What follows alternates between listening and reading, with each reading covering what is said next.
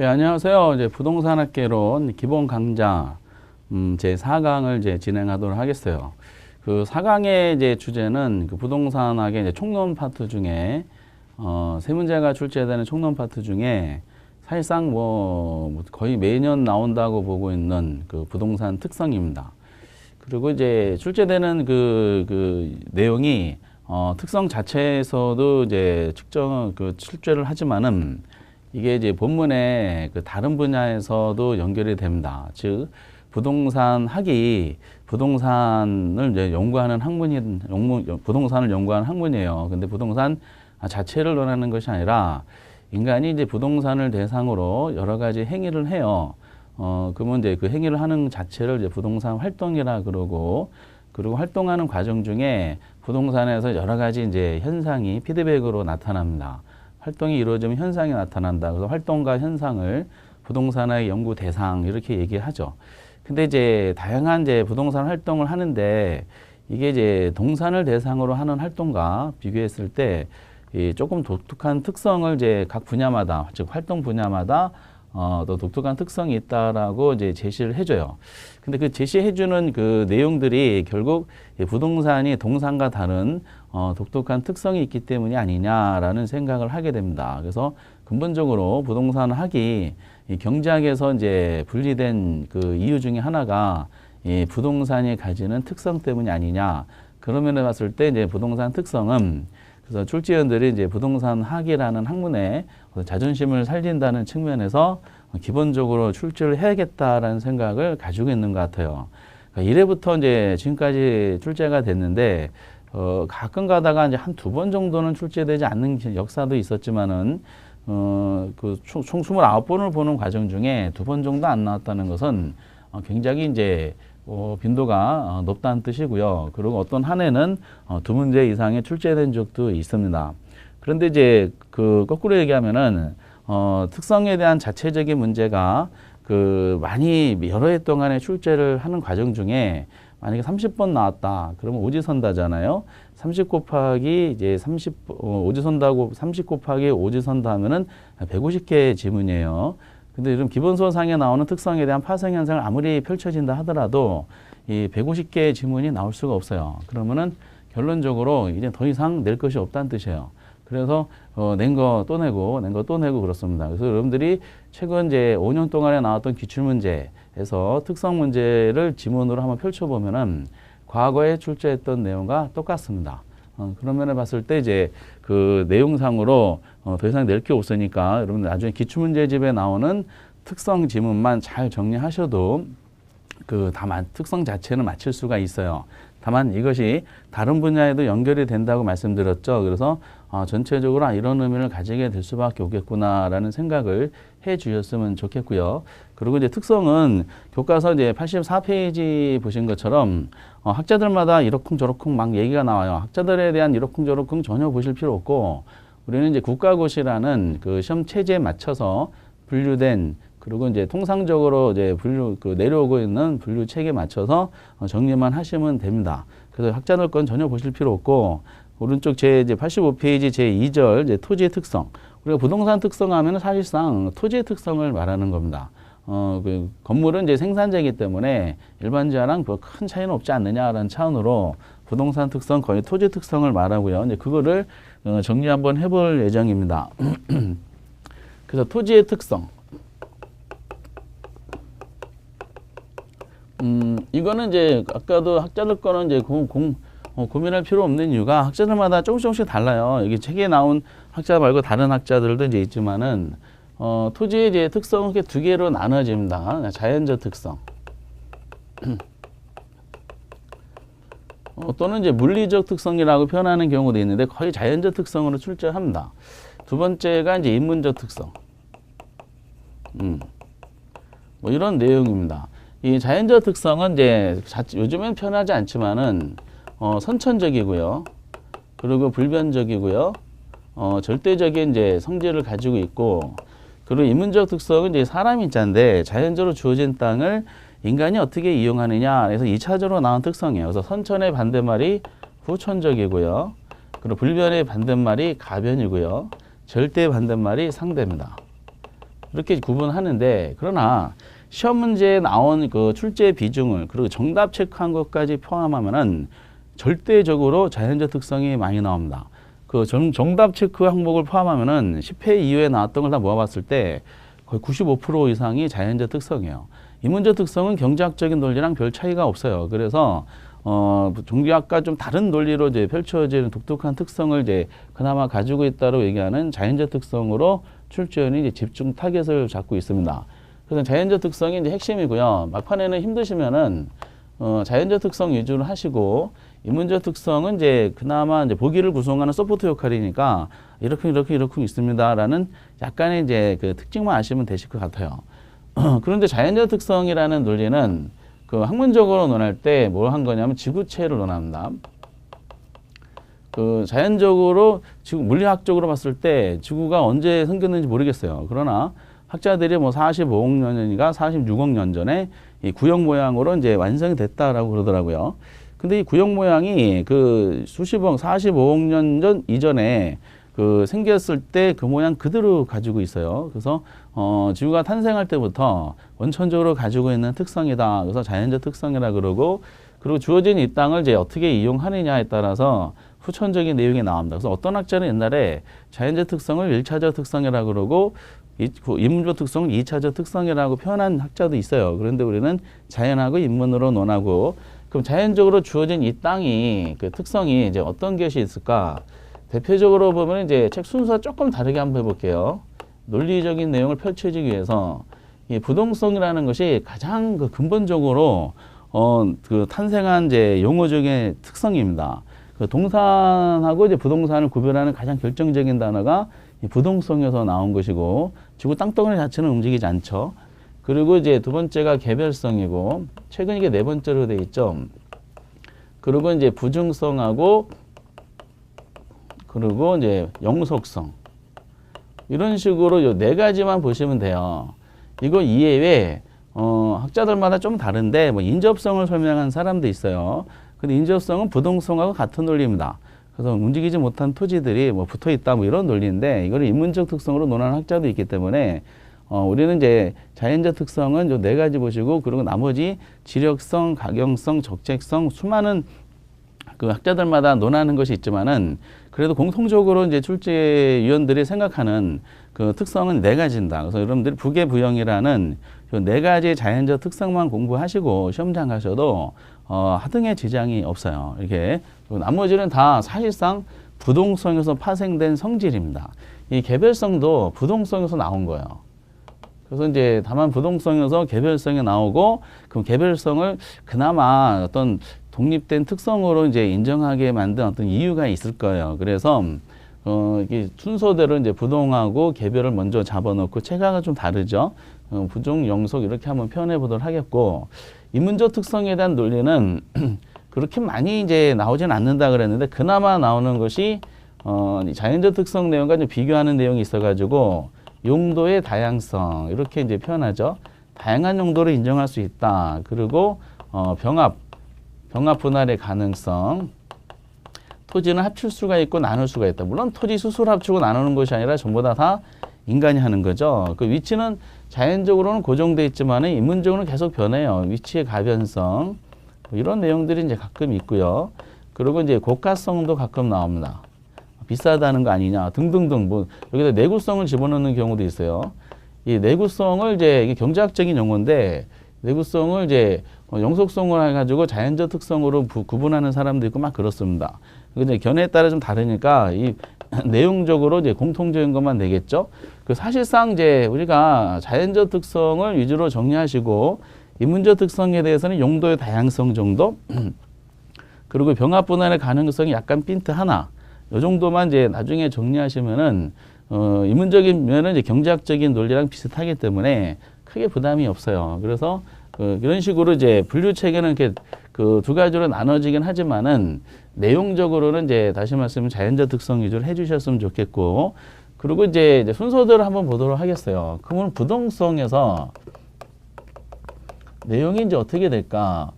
부동성이라는 것은 인간이 아무리 힘을 가한다 하더라도 토지의 위치는 변하지 않죠. 저희들이 땅을 움직일 수게 할 수 없을 거 아니에요. 자연적으로 주어진 땅은 그 상태 그대로 있습니다. 물론 자연과학자들은 그 땅도 움직인다 막 하겠지만은 우리는 사회과학에서 논하거든요. 사실상 땅이 움직인다는 걸 잘 못 느껴요.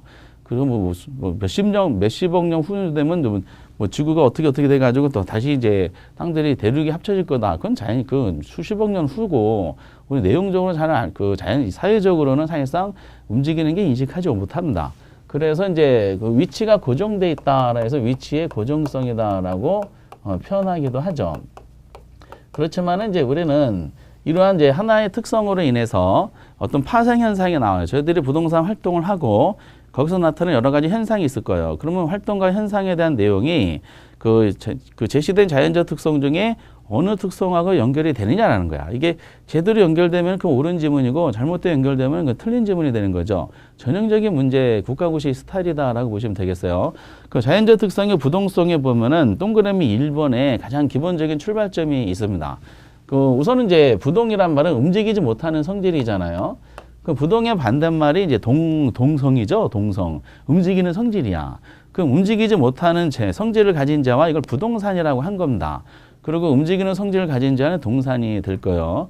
이 부동산이라는 이 단어는 일본 사람이 만든 겁니다. 근대화되면서. 근데 뭐 그 당시 부동산학이라는 게 있을 수 없었지만은 그래도 감년상으로 이 부동산이라는 명칭을 만든 배경이 아마 느낌상으로 그 토지는 이제 가장 특징이 움직이지 못한다는 걸 생각했던 것 같아요. 본능적으로. 그래서 움직이지 못하는 거. 동산 같은 것은 느낌상 막 갖고 다니니까, 토지는 갖고 다니지 못하니까, 그래서 일본 사람이 부동산이라는 말을 이제 만든 것 같습니다. 이게 이제 퍼져 있죠. 그래서, 가장 기본적으로 나오는 것이 이제 부동산하고 이 동산이라는 말을 이제 쓰고 민법상에 나오는 거죠. 두 가지를 이제 구분하는 이제 근거가 된다. 이런 식으로 해가지고 부동성에 대한 내용을 이제 출발을 하고 있어요.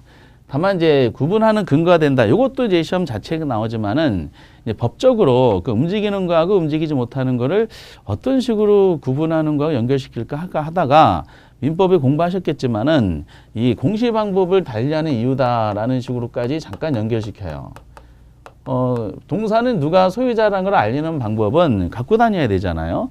그러니까 누가 이제 낚아채면은 안 되니까 대신에 동산은 뭐 훔쳐갈 수가 없죠. 물리적 자체를 움직이지 못하니까 누가 훔쳐가지 못해서 저 위치에 있는 부동산이 누구라는 거를 알리는 방법은 등기를 하는 거죠. 그래서 동산은 이제 공시 방법이 점유다 하는 것이고 부동산은 이제 등기 서류상으로 저 위치에 있는 물건이 내 거다라고 제시해 줍니다. 다만 이제 그 동산은 뭐 그렇다 하더라도 부동산은 이제 서류로 이제 소유자가 누구라는 거를 알려주기 때문에 그 서류라는 게 종이 쪽지 하나잖아요. 그래서 서류는 조작할 우려가 있어요. 그래서 우리나라는 등기의 공신력은 인정이 안 되고 수정력이다라는 얘기가 그래서 나오게 됩니다. 근데 그런 깊숙하게 들어가는 것은 법률적인 부분으로 이제 공부하시면 되고 2차에서 공부하시면 되고 우리는 단순하게 나오죠. 부동산과 동산을 구별하는 근거가 된다. 그리고 공시 방법을 달리하는 이유가 된다. 뭐 이 정도에서 이제 멈추는 것 같습니다. 그래서 어쨌든 이제 가장 기본적인 출발점이고 정답으로 많이 체크하지는 않을 수밖에 없어요. 가장 근본이니까. 근데 두 번째 내용은 이제 그 부동산 활동을 저희들이 하죠. 부동산 활동 그 키워드가 이제 있는데 책에는 동그라미 1번 방금 말씀드린 것이고 동그라미 2번이 참 중요한 내용이죠. 활동 및 현상을 지역화 또는 국제화시킨다 이런 말이 나옵니다. 키워드가 뭐냐면 국제화라는 뜻이야. 국제화, 책임처럼 지역화, 뭐 같은 말입니다. 그러니까 활동과 현상이 지역에 국한시킨다는 뜻이죠. 그래서 강남 지역에서 나타나는 현상과 저기 부산에 나타나는 현상이 똑같지가 않아요. 강남에는 땅값이 높아지고 부산은 땅값이 떨어진다. 그 땅값 떨어지는 토지를 가지고 있는 토지 소유자는 그 부산의 토지 소유자는 이걸 차에 싣고 그 서울 강남으로 오면은 땅값 상승에 대한 혜택을 누릴 거 아니야. 근데 누릴 수가 없죠. 이동 자체가 불가능합니다. 그래서 저희들이 어떤 부동산 시장을 논할 때는 시장은 지역적으로 국한된다는 거죠. 지역적인 현상, 지역적으로 국한된다. 이런 논리로 이제 연결을 시켜요.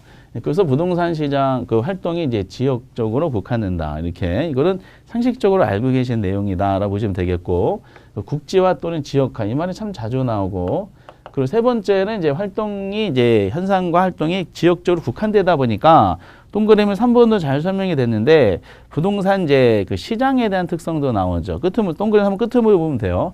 부동산 시장을 무슨 시장 만드냐? 부동산 시장을 국지적 시장으로 만들어요. 이것도 마찬가지로 부동산 시장이 어떻다? 지역적으로 이제 국한돼서 나타나더라라는 거죠. 국지적 시장입니다. 지역에. 그래서 강남시장하고 서울 노원시장도 다르죠. 그래서 지역적으로 시장을 상이하게 만든다라는 논리가 나옵니다.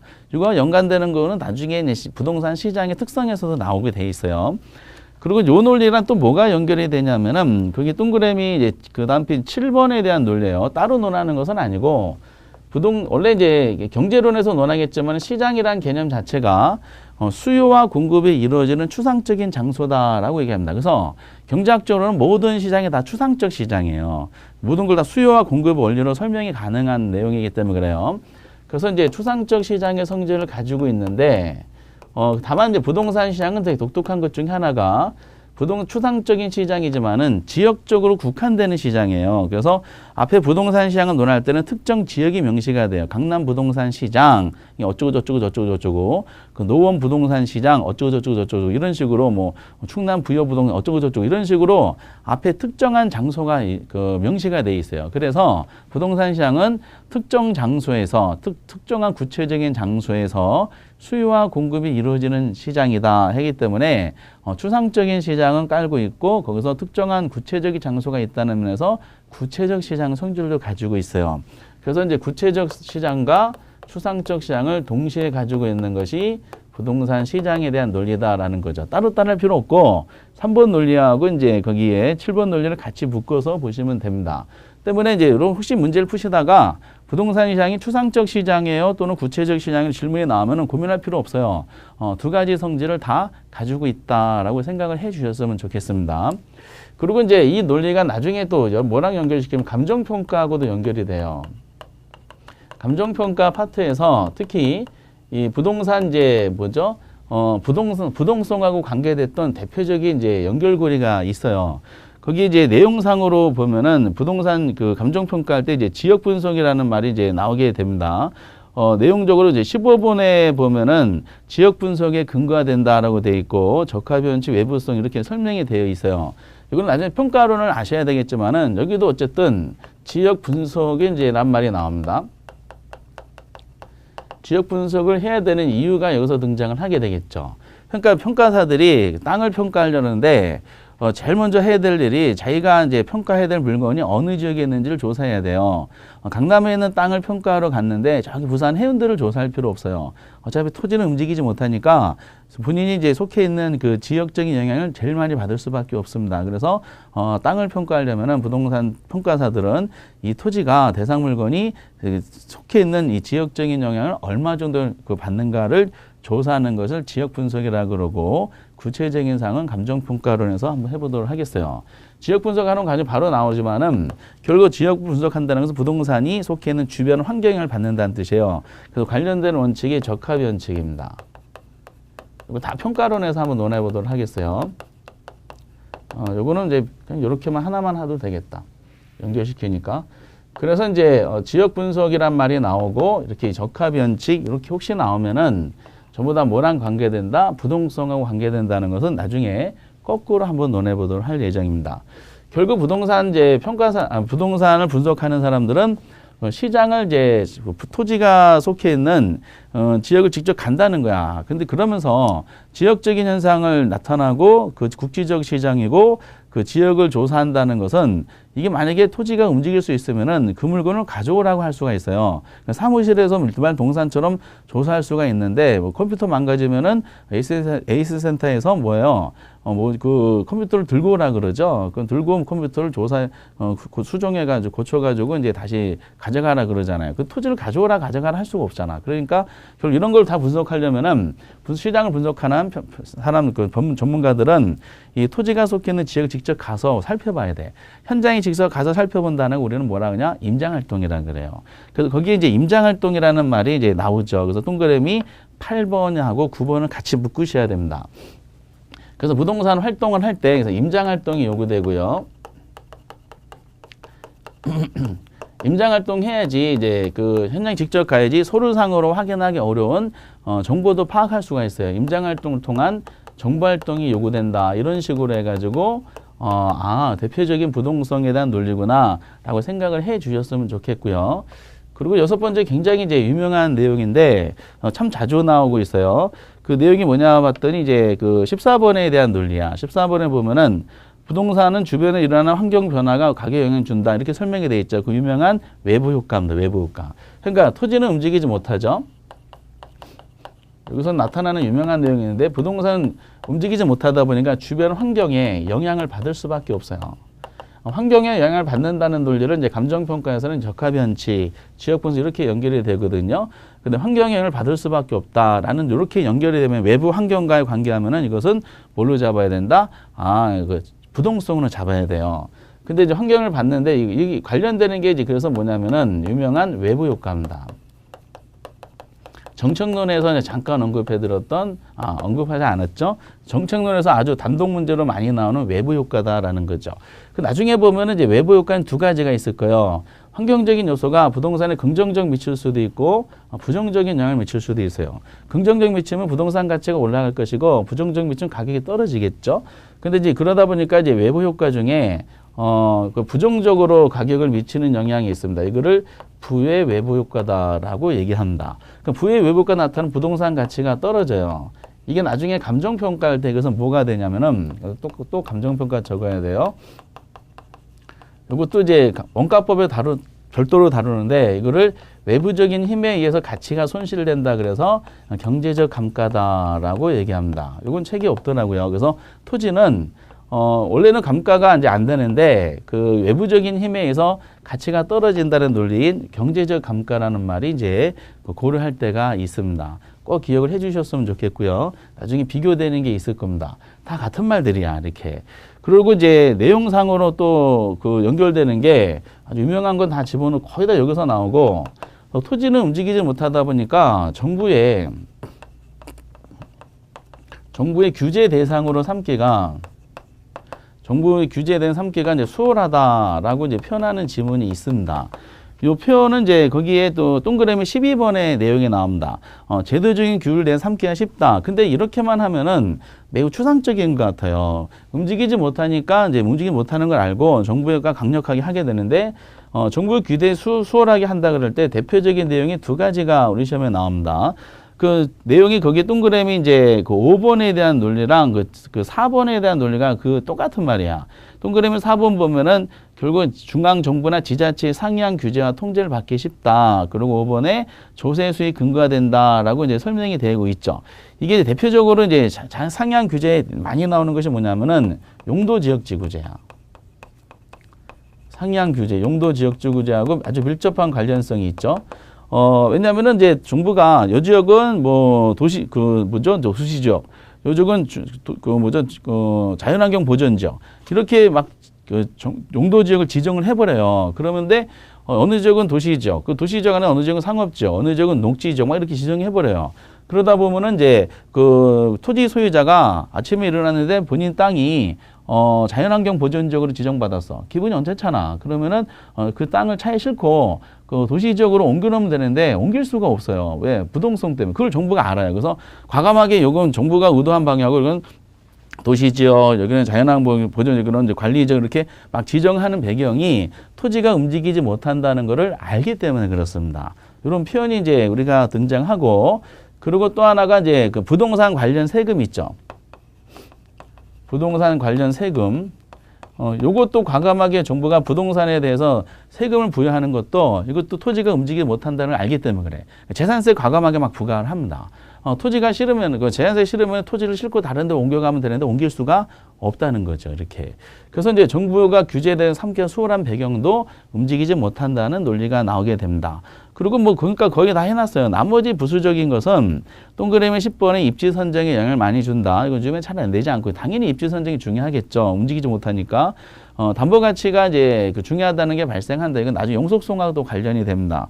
근데 그런 것은 참고를 하시고 거의 다 이제 이런 내용으로 시험 문제가 등장하면서 이건 그 1번을 제외하고는 다 골고루 나오는 걸로 판단이 됩니다. 나머지 기타 등등에 대한 논리도 이제 문제를 통해서 이제 감각적으로 이제 하시면 되겠어요. 근데 결국 보면은 1번을 제외하고는 명칭 그 자체니까 그 웬만하면 지역 나오잖아요. 이거 전부 다 그 뭐죠? 이제 부동성을 하시면 돼. 국지화, 그리고 이제 국지적 시장, 그 지역 분서, 그 지역적으로 임장 활동 다 이거죠. 그리고 이제 용도 지역. 그러니까 지역 나오면 전부 다 부동성으로 판단하셔도 큰 무리는 없습니다. 라고 자신 있게 말씀드리겠어요. 이렇게 이제 부동성을 제일 먼저 공부하셔야 돼. 그리고 이제 이게 처음의 특성이라는 게 굉장히 어려워요. 왜냐하면 이 내용들이 잘 와닿지가 않아. 그러나 기본서를 여러 번 회전시키고 그리고 문제를 많이 보시다 보면은 결국 이 내용들이 자연스럽게 스며들 때가 있어요. 왜냐하면은 이제 국지적 시장이라는 논리는 부동산 시장에서 중요한 특성을 별도로 공부하실 것이고 지역 분석, 적합변증, 감정평가 이론에서 아주 핵심이에요. 자연스럽게 나오고 그리고 외부 효과, 정책론에서 별도로 다룬 아주 핵심입니다. 경제감가, 이것도 감정평가, 원가법 별도로 한 핵심이고 용도지역주의는 공법이라든지 정책론에서 이제 가볍게 그 우리가 다룰 내용들이야. 그러니까 이 상황이 본문에서 중요한 부분 다 등장해요. 그래서 처음부터 이제 욕심을 부리시지 마시고 아 이런 게 연결이 되는구나라고 판단만 해서 감으로 한번 이렇게 쭉 보시기 바랍니다. 여러분 움직이지 못한다는 느낌을 가지신 다음에 그래 내가 움직이지 못하니까 이런 일이 나타날 수 있겠구나라고 느끼셔야 돼. 이런 거 언제 다 아는 게 책에 뭐 15가지 보기가 있어요. 이거는 결과적으로 비슷한 것끼리 이제 묶으면은 몇 개밖에 안 나오겠지만은 이렇게 부동성을 잡잖아요. 그럼 개별성이 잡혀요. 개별성. 이 개별성은 이제 책은 4번째로 나와 있어요. 이게 조금 순서를 바뀌어서 말씀드리는 걸 죄송스럽게 생각하지만은 이제 흐름상, 학문적 흐름상 이렇게 될 수밖에 없기 때문에 그래요. 4번에 이제 개별성이라고 하는데 내용은 토지는 부동성으로 이제 나타나는 내용인데 움직이지 못하다 보니까 토지 하나하나가 다 위치가 다 다르다는 거예요. 위치가 다 다르다. 그래서 얘는 결과적으로 이제 그 부동성에서 파생된 현상이다라고 보시면 돼. 다 다르다. 그래서 이거를 경제학적으로 이제 이질성이다라고 얘기도 하고 이질성이라는 말을 경제학적으로 이제 비대체성이다라고 해가지고 내용을 이제 풀어 쓰게 돼요. 그런데 이게 부동성하고 이제 어떻게 차이가 있는가 했을 때 우선은 가장 이제 개별성에서 유명한 게 있어요. 유명한 게 위치가 다 달라. 그리고 이제 물건마다 다 다르다. 그래서 거기에 가장 이제 중요한 것이 가장 많이 나오는 게 동그라미 5번이야. 파생현상 중에 89페이지 보시면은 동그라미 5번에 일물일가 법칙이 적용이 배제한다는 뜻이에요. 일물일가의 법칙이 다르다. 적용이 안 된다는 거죠. 배제한다는 것은 적용이 안 된다. 요걸 가장 기본적인 출발점이에요. 요 논리는 이제 우리가 완전 경쟁 시장이라는 부동산 시장에 들어가면 왜 그런지가 나와요. 하나의 물건에 하나의 가격이라는 법칙인데 토지가 만약에 일물일가 법칙이 적용되면은 전국에 있는 땅은 다 똑같은 가격에 나와야 되는데 현실은 그렇지 않잖아요. 부산에 있는 가격과 서울에 있는 가격이 똑같을 수가 없잖아. 그래서 결국 이제 일물일가 법칙이 적용이 안 된다는 것은 토지가 다 다른 것이 아니냐. 그래서 개별성, 즉 이질성으로 이제 언급하게 되고요. 이건 꼭 기억을 해주세요. 가장 많이 나온 거니까. 나머지 한번 볼까요? 나머지가 부동성과 한번 연결시켜야 되는데 그 동그라미 이제 1번을 한번 보시면은 부동성으로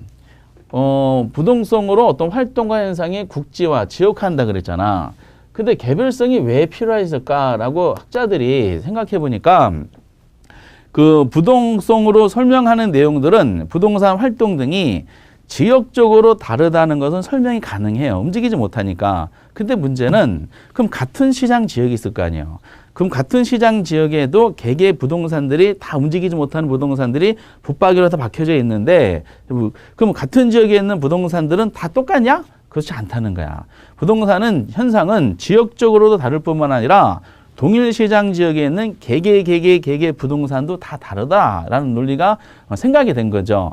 그러다 보니까 지역적으로 다르다는 것은 부동산 설명했는데 구체적으로 개별적으로 다르다는 걸 또 설명하려다 보니까 부동성을 또 언급하기가 좀 그런 거예요. 그래서 안 되겠다 해서 부동성에 대한 논리를 좀 더 구체화시킬 필요가 있지 않겠는가라는 차원으로 개별성의 필요성이 나온 거죠. 그러면 활동 해석을 국지화 지역화했으니까 똑같은 활동 현상을 개별성에서는 무슨 단어가 나오겠어요? 그렇죠. 개별화, 구체화라는 단어가 나오게 되는 거죠. 활동과 현상을 개별화 구체화시킨다. 그리고 이제 부동산 시장의 특성이 나오는데 부동산 시장이 지역마다 다르다 그랬잖아요. 근데 다르다는 것뿐만 아니라 거기에 동그라미 이제 그 3번에 대한 논리랑 책에는 동그라미 7번에 대한 논리랑 이제 연결이 돼야 되는데 그 나중에 시장의 특성에서 나와요. 시장이 지역마다 다를 뿐만 아니라 같은 시장에 있는 개개 상품마다도 다 다르다는 거야. 그래서 상품마다 다르다. 상품의 비표준화성이란 말이 나오게 돼요. 이 비표준화성 자체가 저 개별성이라는 뜻이죠. 상품의 비표준화성, 상품마다 다르다 보니까 상품 간의 비교가 어려워진다는 거야. 비교가 곤란해진다. 비교가 곤란해지는 거니까 일반화된 이론을 만들기가 어렵다는 말이 나오게 되는 거죠. 다 다르다. 일몰과 법칙이 안 되니까 일반화된 이론을 이제 구축하기도 어려워요. 이론을 성립하기가 어렵다. 이런 내용들이 연결이 되게 되는 겁니다.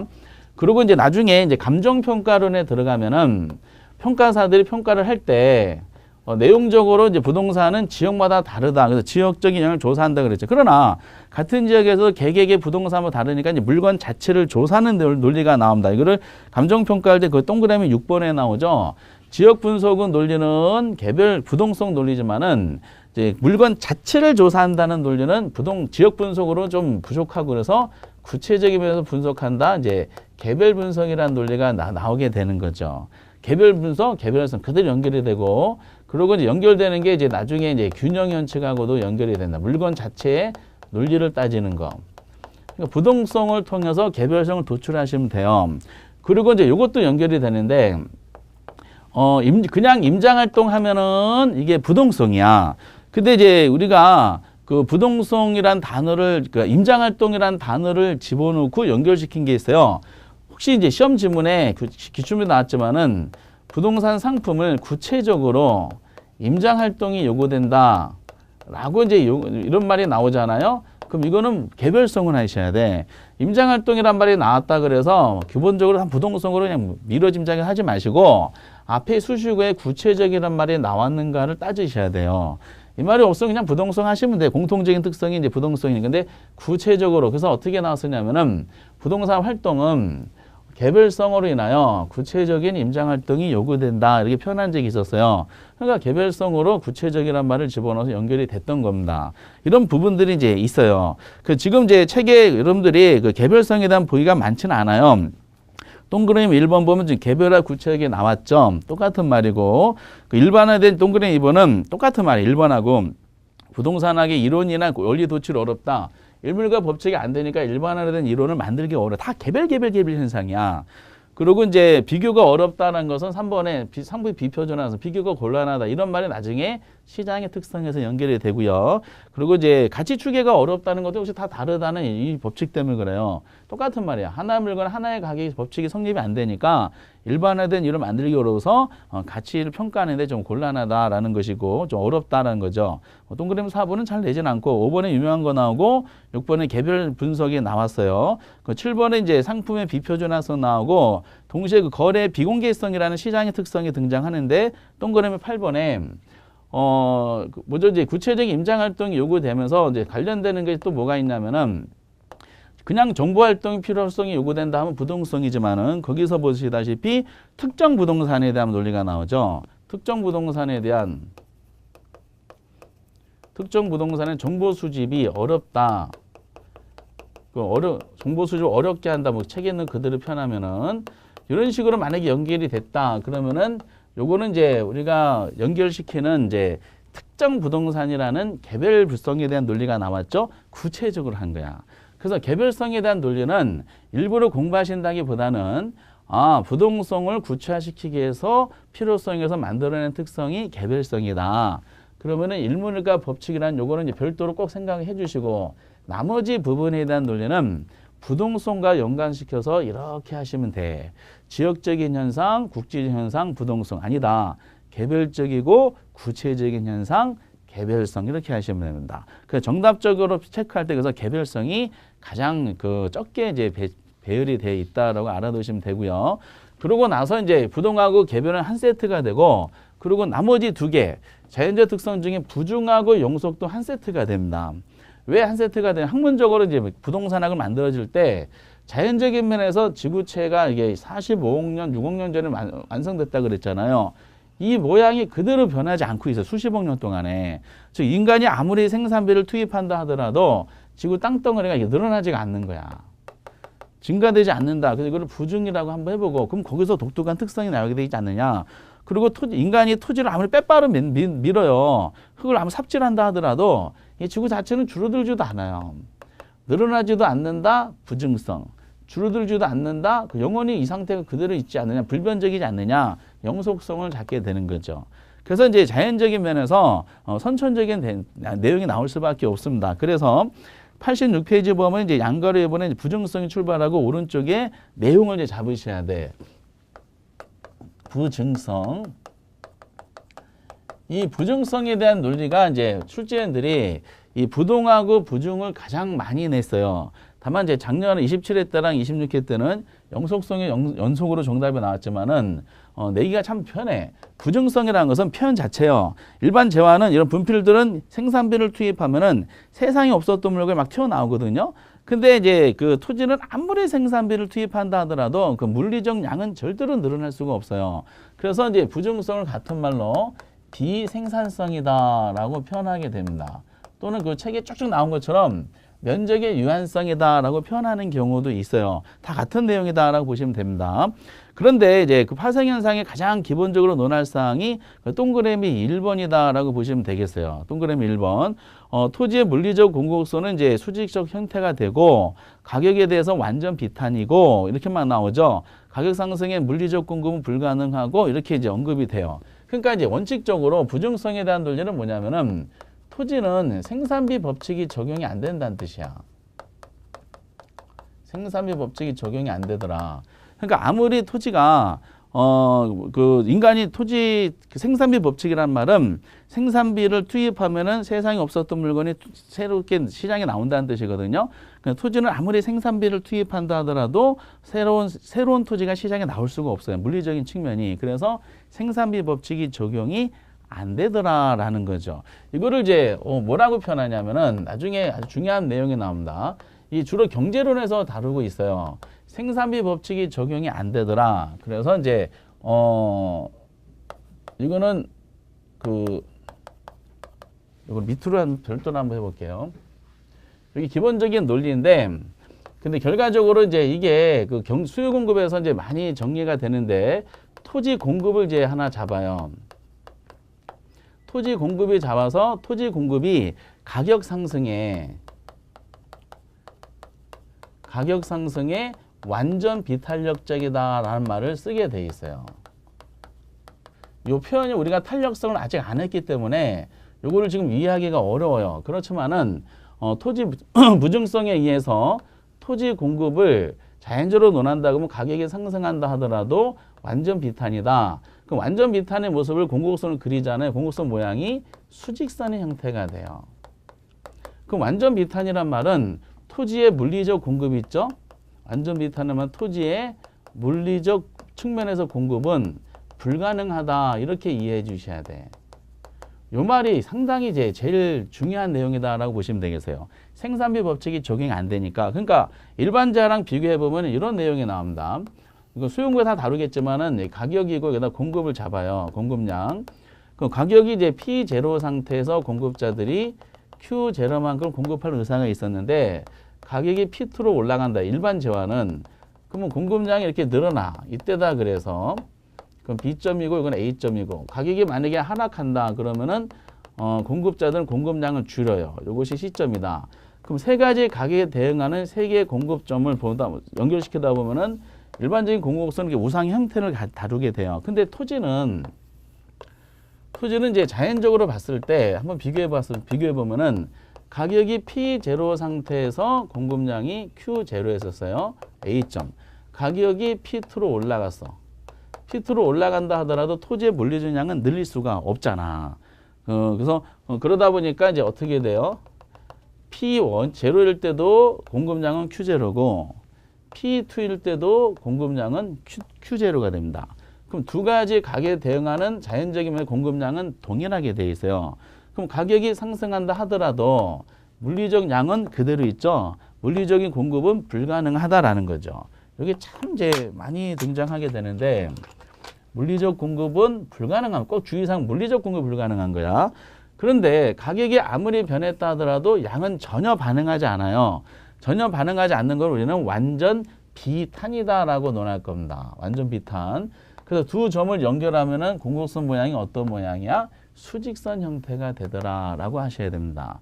그래서 요 세 가지가 완전 비탄이다, 물리적 불가능하다 따로따로 보통 표현하는 경우가 있지만은 이 의미가 생산비 법칙이 적용이 안 되기 때문이다라고 판단해 주시면 되겠어요.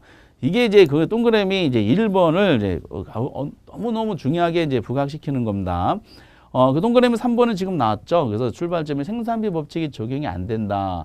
나중에 생산비 가지고 부동산 가격을 구하는 원가법이 그래서 적용이 지금 불가능한 것이 아니라 좀 어렵게 한다는 표현이고, 그리고 동그라미 4번도 많이 나와요. 토지 부정무에 따른 문제가 발생하고 그리고 지가 상승에 따른 문제가 발생하는 거죠. 이건 별도로 말씀드리고, 그리고 동그라미 5번 나왔죠. 물리적 공급 불가능하다. 계속 반복되고 있네요. 동그라미 1번 내용이 5번에 똑같이 나와 있어요. 그리고 지대 지가를 발생시키고 최유용 근거에 같이 논할 것이고, 7번도 보세요. 수요자 경쟁의 이제 원인이 돼요. 수요자 경쟁을 유발시키게 되는데 수요자들이 경쟁하는 게 땅을 차지하는 경쟁이에요. 수요자들의 입지 경쟁 이렇게 묶으셔야 돼. 그래서 수요 입지 경쟁을 발생시키므로 수요자 경쟁 같이 묶으셔야 되고요. 그리고 이제 여기까지 한번 그 9번에 그리고 토지 공개 이념 여기까지 한번 보도록 하겠습니다. 지금 뭐냐면은 4번에 대한 논리하고 지가하고 문제, 그리고 결과적으로 이제 최유효 유용 6번에 그리고 7번에 수요자 입지 경쟁, 그리고 이제 9번에 토지 공개 같이 세트입니다. 그러니까 이거랑 같이 연결이 되는 거야. 어떤 논리냐 보면은 일반 경제로는 공곡성 우상 형태를 가져요. 어떤 물건이 이렇게 수요가 돼 있었는데 어떤 원인의 수요가 이렇게 늘어났어. 수요가 늘어나면 가격이 상승할 거 아니에요. 가격 상승한 걸 보고서 공급자들은 그래서 이 물건 생산량을 늘려서 일반자는 공급이 이렇게 늘어나. 수요 증가에 의한 가격 상승은 다시 공급을 증가시켜서 다시 가격을 떨어뜨려요. 그러다 보니까 일반자는 이 물건의 균형 가격을 계속 유지할 수가 있게 돼요. 근데 토지를 한번 보면은 토지에 대한 수요가 이렇게 늘어났어요. 처음에는 D0라는 수요가 있어가지고 최초 균형이 여기 있었는데 토지에 대한 수요가 늘어났다 한번 가정해 보세요. 수요가 늘어나면 가격이 지금 올라갔어. 가격이 올라가면 일반자는 다시 공급을 늘려서 가격을 떨어뜨리잖아. 근데 토지는 수요가 늘었다 하더라도 수요가 늘어서 가격이 상승했다 하더라도 다시 가격을 떨어뜨리는 그 물리적 양을 공급을 늘리기가 불가능합니다. 물리적으로 불가능하다 그랬잖아요. 그럼 수요자 경쟁에 의해서 수요가 지금 가격 상승이 일어나는데 이 가격 상승은 누가 가져가냐? 이 땅을 가졌던 소유자들이 다 가져가는 거야. 다. 그래서 결국 근본적으로 일반자는 수요가 늘어서 가격의 상승 공급을 늘려서 다시 가격 떨어뜨리는데 토지 같은 경우는 수요가 늘었다 하더라도 공급을 늘어나지 못하지 않느냐. 토지가 불가능한 것이 아니냐. 공급이 불가능하기 때문에 결국 지가 상승을 유발시키는 근본적인 원인이 아니냐. 그래서 나오는 것이 지가 상승이란 말이 자주 나오는 거죠. 지가 상승의 근본적인 원인이다라는 거야. 근본적 원인이 아니냐. 근데 그 다음에 그대로 연결이 돼요. 그럼 땅값이 높아졌잖아요. 땅값 왜? 소비자들의 경쟁에서 땅값이 상승했어. 근데 이 땅값 상승 누가 가져간다? 땅 주인들이 다 가져갑니다. 그럼 이걸 사람들이 다 알아. 그래서 특히 도심지로 올수록 희소성이 더 커지니까 수요는 더 많아지고, 그 도심에 올수록 수요는 많고 땅값 상승이 늘어날 것이다. 그럼 도심에 있는 땅을 내가 차지하면은 나만 이 지가 상승에 따른 이득을 얻을 수 있겠구나 해서 그 땅을 차지하기 위한 경쟁이 굉장히 치열해져요. 그래서 수요자들의 이제 입지 경쟁이 발생하는 겁니다. 그래서 땅을 차지하기 위한 소비자들의 경쟁인데 소비자들이 뭐를 차지한 경쟁? 땅을 차지한 경쟁에서 소비자들의 입지 경쟁을 유발시킨다는 거예요. 그래서 공급자 경쟁을 유발시킨다 그러면 안 되고요. 소비자 경쟁을 유발시키게 되는 거지. 그럼 소비자들이 땅을 차지하는 경쟁을 나만 갖는 거야. 그 땅을 차지의 경쟁이 나만 갖는 거서 토지에 대한 독점적 소유욕을 갖게 돼요. 이것도 가끔 나와요. 다 같은 말이야. 독점적 소유욕을 갖게 한다란 말이 그래서 나오게 되는 겁니다. 이게. 그래서 지금 표현해 드렸던 것이 방금 논했던 동그라미 4번의 집가상 근본적 원인이고, 그리고 이제 7번의 소비자 입지 경쟁 이렇게 나와. 그리고 언급이 없었던 이제 요거 독점적 소유를 갖게 한다는 말이 같은 내용이고, 그러다 보니까 이제 정부가 이 땅을 굉장히 귀한 거예요. 생산이 안 되는 희소성이 굉장히 강한 아주 귀한 겁니다. 그러면 이 땅을 그냥 엉망진창 이용하면 안 될 거 아니에요. 그래서 항상 그 나오는 것이 최이호 상태를 도모하게 돼요. 이 최이호 이용을 도모하게 되는 이론적 근거가 뭡니까? 그러면 자연적 특성에서는 부정성을 잡아야 돼요. 최이호, 최고의 수익, 최고의 이윤을 창출할 수 있는 이용으로 하도록 모색하는 거지. 땅 주인도 그런 생각을 할 거 아니에요. 또 이런 걸 그 최유 상태를 이용하도록 정부가 개입을 해서 토지는 이제 사유재산 대상이 되지만은 공공성도 매우 강하다라고 판단해서 토지에 대해서 각종 규제를 가하게 됩니다. 이게 그래서 토지 왜 규제를 가하느냐? 귀하니까. 세상에 없었던 아주 귀한 존재다. 그래서 나온 것이 토지 공개념 사상 이런 말이 나오게 되는 겁니다. 이건 잘 내지는 않는데 요즘에는. 그래서 보통 이제 1번은 아니고 2번부터 6번까지는 종종 나와요. 근데 이제 그 다 같은 말이야. 1번을 통해서 2번의 키워드가 막 나오고, 그 3, 4, 5, 6, 7번은 같은 말이다. 그리고 별도로 또 자주 나오는 게 있어요. 토지 이용을 집약화를 모색한다. 이 말이 이제 나오죠. 집약화란 말은 이제 나중에 논하겠지만 동그라미 8번에 나옵니다. 그 집약화란 말은 꼭 알아두세요. 이거를 혹시나 여기서 문제 같은 데 보면은 조방하라 해가지고 이제 이거를 장난치는 경우가 있습니다. 부중성으로 토지용을 집약하는 근거가 되는 것이지 조방화되는 게 아니야. 집약화되면 결국 부동산 현상이 고충화 현상이 나타나는데, 다만 이 집약적인 것이 뭐고 조방적인 것이 뭐라는 것은 부동산 부동산학의 중간에 언급이 될 거예요. 어쨌든 이런 내용들이 있구나라고 알아두시기 바랍니다. 이런 식으로 이제 부정성에 대한 논리는 수요 공급에 대한 원리, 경제론에 대한 사고 방식을 이해하시면은 그렇게 될 수밖에 없겠구나라고 느끼실 거야. 그렇지만은 자체적으로 나올 때는 이런 장난을 친다는 거죠. 어떻게 해요? 토지 공급을 완전 비탄인데 이거를 탄력적으로 만든다든지 이런 말이 쓰고, 물리적 공급이 불가능한데 물리적 공급을 가능하게 한다든지, 이게 올해 시험에도 나왔었어요. 가능한다든지. 그리고 소비자 경쟁을 유발시키는데 공급자 경쟁을 유발, 이렇게 말장난이 들어가. 이건 말장난할 수가 없고, 토지용 집약화를 조방화시킨다든지, 이 자체적인 말장난은 이렇게 하더라, 이렇게 생각해 주시기 바랍니다. 그런데 이제 학자들이 생각하기에 토지는 증가할 수 없는 것뿐만 아니라 없어지지도 않지 않느냐, 소멸되지도 않지 않느냐. 그래서 자연적 특성 중에 이제 영속성을 이제 또 하나 잡은 거지. 영속성은 아무리 이제 인간이 사용하고 시간이 경과된다 하더라도 소모되거나 소멸되지 않는다는 거야. 그래서 불변성, 불개성이다라고 표현하는 경우도 있고요. 그리고 이제 여기서 이제 내용상으로 중요한 것들이 이제 등장하기 시작해요. 영속성에 대한 논리가 87페이지에 개념 나와 있고, 그 페이지 넘겨보시면은 1번 타자가 바로 등장했어요. 물리적 감가 논리가 적용되지 않는다는 거야.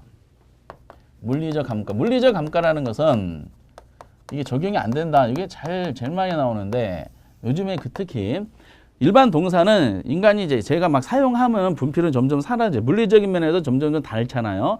물리적인 닳으면 닳수록 가치가 좀 떨어진다는 게 물리적 감가 이론이에요. 근데 토지는 아무리 시간이 경과한다 하더라도 그냥 그 상태에 있고, 그리고 인간이 아무리 사용한다 하더라도 그 상태 그대로 있어요. 그래서 인간이 사용하고 시간이 경과한다 하더라도 물리적인 면에서 훼손이 안 되지 않느냐. 그래서 물리적 감가 이론 적용이 안 된다는 거야, 이게. 여기 주의사항이 있어. 뭐가 주의사항이냐 봤더니, 토지는 물리적인 면에서 감가는 적용이 안 돼. 뭐 때문에? 영속성 때문에. 그러나 토지도 경제적 감가를 적용한다 그랬나요? 적용하지 않는다 그랬나요? 적용한다 그랬어. 왜? 토지는 외부적인 힘에 의해서 가치가 떨어질 수는 있어. 그것은 무슨 특성 때문에? 부동성으로 경제감가는 적용이 된다는 거야. 그래서 이걸 주의하셔야 돼. 토지는 물리적인 면에서 감가는 안 된다. 뭐 때문에? 영속성 때문에. 그러나 움직이지 못하니까 외부적인 힘에 의한 가치손이 발생할 수 있다. 뭐 때문에? 경제적인 면에서. 이거 경제적 감가는 부동성 때문에 고려해 준다는 겁니다. 그래서 물리적 감가를 물어봤느냐, 경제적 감가를 물어봤느냐, 내용이 다르다는 거. 요거 한번 주의해 주시고요. 문제를 한번 맞춰볼 겁니다. 물리적 감가 적용 안 되고, 그리고 소멸되지 않다 보니까 이게 부정성에서는 주로 경제론에서 다루는데, 소멸되지 않으니까 얘는 당연히 투자재로서 우수하지 않느냐. 그래서 투자론과 관계되는 용어들이 많이 나와요. 이렇게. 그래서 그 연결되는 지문이 다 똑같기 때문에 제가 한꺼번에 쭉 한번 언급해 보도록 해서 지금 2번, 3번, 4번 이제 그 나머지 부분들은 다 상식적인 말들이에요. 어떤 논리냐면은 먼저 이게 소유의 이익하고 소유의 이익이란 말은 영속한 토지를 갖고 있는 사람이 그 소유하면서 향유하는 이익을 말하고 이용의 이익이 있어요. 이용이익이란 말은 이제 이용의 이익은 타인한테 이용시킨다는 겁니다. 타인에게 이용시킨다는 것은 무슨 개념이에요? 임대 준다는 거야. 그럼 소유의 이익과 이용의 이익이 분리를 가능하게 해줘요. 그러니까 소유자는 따로 있고 이용자도 따로 있다는 거죠. 근데 이용자들이 남의 땅을 이제 이용한다는 논리가 생기는 배경은 토지가 영원하기 때문에 그런 거죠. 소멸되지 않기 때문에 내가 10년, 5년, 2년 동안에 대가를 지불하고 내 그 땅을 이용하겠다. 그래서 내가 이용할 목적대로 이용해가지고 수익을 창 이런 사고방식이 생기는 거예요. 그러니까 소유의 이익과 이용의 이익이 분리가 가능하는 것은 수명이 길기 때문에 가능한 거죠. 그러다 보니까 나타나는 유명한 내용이 등장하죠. 소득이득과 자본이득에 획득할 기회를 제공해 준다는 거죠. 이것도 자주 나와요. 소득이득은 나중에 투자를 공부하실 때 운영 단계에서 논하는 임대 수입을 말할 것이고요. 임대 수입을 말하고 자본이득은 나중에 팔 때 고려되는 이제 매매 차익을 말한다라고 말씀드릴 겁니다. 투자론을 해야지 알 수가 있는데 이거는 운영 단계 소득이득이고 이건 처분 단계 자본이득이야. 근데 이게 어떻게 연결되냐? 남한테 이용시킨다 그랬잖아요. 남한테 이용시켜서 그럼 뭘 받는 거다? 임대를 받는 거야. 그러니까 소득이득을 향유할 수 있게 소유자들이 소득을 상유할 수 있게 해준다는 거예요. 이렇게. 얼마나 좋은 물건이에요. 그러다 보니까 시험 문제에 만약에 임대료 형성, 뭐 임대차 시장 형성 이런 말이 나오잖아요. 전부 다 영속성 잡아야 돼. 토지의 경우는. 왜? 이게 소득이득 논리니까. 그리고 또 하나가 자본이득을 기대하게 만들어져요. 자본을 기대한 토지 소유자라고 자본이득 기대하게 만들어주는데 왜? 토지는 영속하니까 물리적 훼손이 안 되잖아.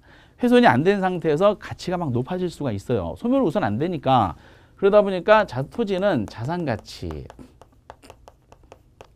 자산가치 보존 수단으로서 우수하게 한다는 말도 종종 나와. 이게 영속성의 단골이야. 자산가치 보존수 우수하게 만드는 것은 무슨 특성 때문이다? 영속성 때문이다 라고 해주셔야 돼요. 이런 표현들이 다 물리적 관계가 안 되기 때문에 연결이 되는 상황이다라는 거죠. 전부 다 이렇게 연결이 돼요. 그리고 나머지 부수적인 것은 부동산 관리 중요성이 요구되고요. 중요성이 당연히 요구되겠지.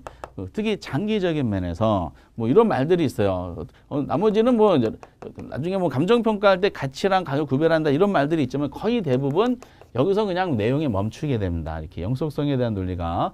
그래서 이제 가장 대표적인 거를 해드렸는데 그 30년 동안에 출제했던 내용들이 결국 이 안에서 거의 다 출제가 됩니다. 그 말장난을 많이 들어가죠. 예를 들어서 소득이득과 자본이득을 획득할 기회를 제공해 주는 것은 부동산하고 밀접한 관련성이 있다. 이런 식이야. 틀린 거잖아요. 무슨 특성? 영속성 때문에. 토지는 영속성으로 물리적 감가를 적용하게 한다. 뭐 틀렸잖아. 배제한다. 이렇게 설명해야 되죠. 이거 말고도 이제 나머지 영속성에 대한 논리는 결국 동일한 내용으로 설명이 되는 거기 때문에 잘 알기만 하시면 되실 것 같아요.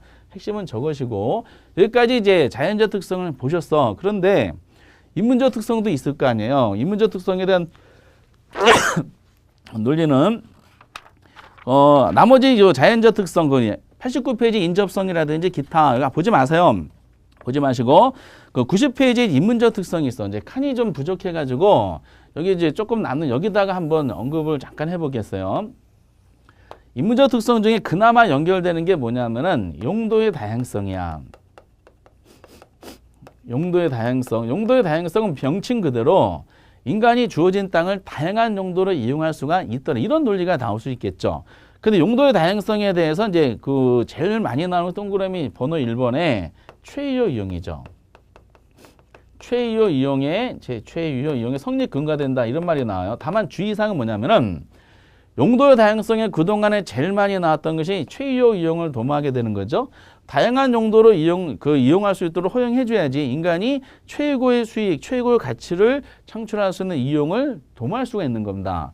근데 다른 거 내기가 힘드니까 용도에 대한 거의 다 이것만 냈어요. 근데 그러다 보니 오해가 생겨서 최유용은 용도의 다양성에서만 언급되는지 알게 되더라고요. 그렇지 않고 최유용을 도모하게 만드는 근거가 뭡니까? 라고 할 때 인문적 특성을 할 때는 용도의 다양성을 잡으시지만은 자연적 특성을 할 때는 뭘로 잡아야 돼? 부중성으로 잡아야 돼. 그러니까 자연적 최고의 가치를 도모하게 하는 것은 땅이 귀하니까 그래. 귀한 땅을 다양하게 이용하게 연결시켜 허용해 줘가지고 최유 상태를 도모하게 해주자 이런 사고 방식이에요. 그러니까 최유 이용이란 말이 나오면은 두 가지 특성을 잡아야 됩니다. 하나는 부중성 논리, 하나는 뭐다? 용도의 다양성을 잡으시면 되고 두 번째는 뭐 창조적 다 필요가 없고요. 동그라미 이제 거기 3번 한번 보세요.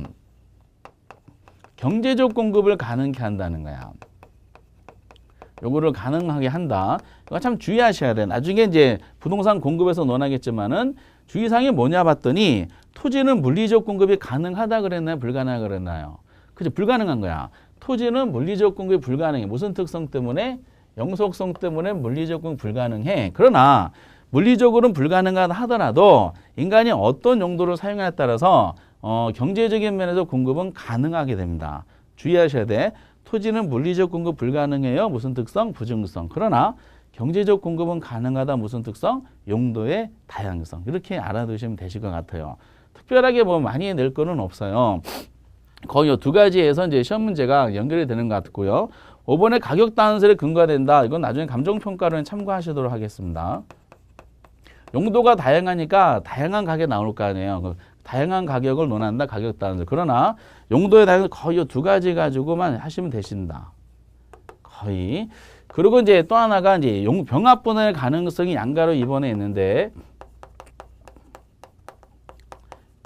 토지는 합치고 나눌 수가 있다는 겁니다. 병합 분할의 가능성.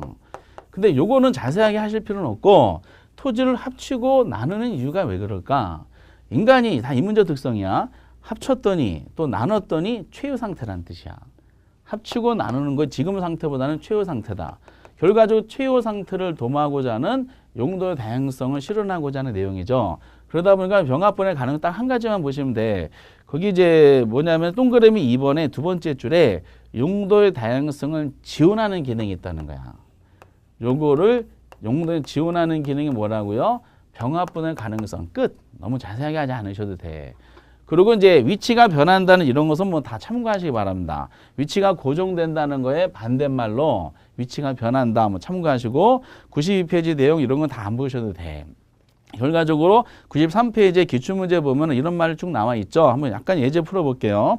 27회 때 기출문제 붙어 있네요. 다음 파생현상 발생된 토지 특성 이렇게 물어봤어. 작년의 문제예요. 소유함으로써 자본이득 그리고 이용함으로써 운영이득 즉 소득이득이야. 자본이득과 소득이득 나왔어. 끝난 거야.